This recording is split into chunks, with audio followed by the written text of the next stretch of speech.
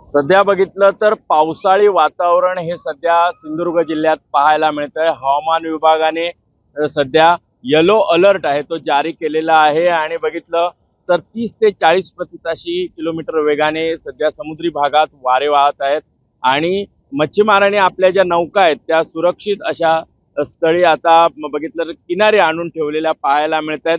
एकंदर सध्या जरी पाऊस पडत नसला तरी मात्र मोठ्या प्रमाणात सध्या हवामान विभागाने पुढील काही तासांसाठी येलो अलर्ट हा जारी केलेला आहे।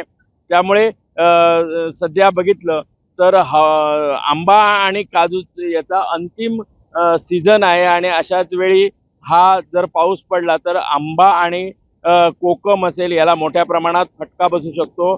मात्र सध्या बघितलं तर मच्छीमारांनी आपल्या ज्या नौका आहेत त्या किनारी आणून ठेवलेल्या पाहायला मिळत आहेत। मात्र हवामान विभागाने पुढील काही तासात पाऊस पडण्याची शक्यता वर्तवली आहे। सुरेश कौलगेकर, जय महाराष्ट्र, वेंगुर्ले, सिंधुदुर्ग।